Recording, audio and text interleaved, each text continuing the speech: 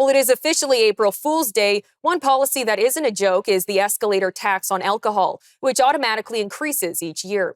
One organization rallying support for ending the tax is the Canadian Taxpayers Federation. And their national director, Franco Terrazzano, joined us for more.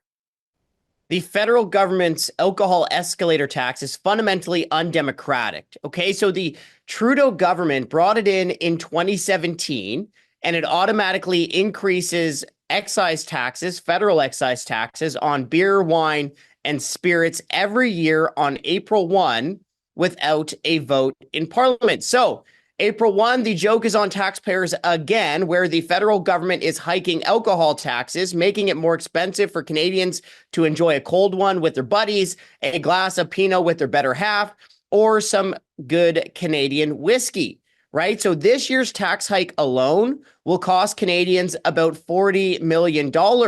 But since 2017, this undemocratic alcohol escalator tax has cost Canadians more than $900 million. And look, this is fundamentally undemocratic.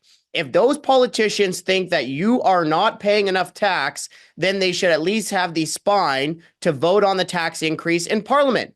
But that's not happening, right? They're taking more money from Canadians every year without even voting on the tax increase in Parliament. And look, Canadians are already paying an arm and a leg for our alcohol, right? If you look at the total tax burden, well, taxes make up half the price of beer and wine, and taxes make up about 2/3 of the price of spirits. We also asked Franco for his response to the argument that the escalator tax is necessary to recover alcohol-related healthcare costs.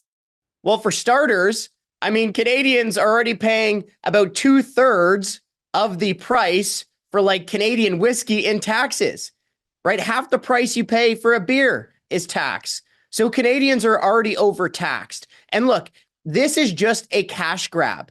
If these tax hikes weren't a cash grab, then why isn't the government offsetting it with tax cuts elsewhere?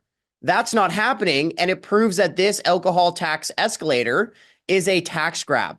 And look, another point is that if politicians wanted to make that case, then they should make that case, but they're not. They're not even debating it in the House of Commons. That's fundamentally undemocratic, and it really proves that the alcohol escalator tax is really just a cash grab to take more money from Canadians who are already tapped out. But another thing to consider here is the context, the tariff war. Okay, we've already heard Canadian craft brewers describe the tariffs as Armageddon.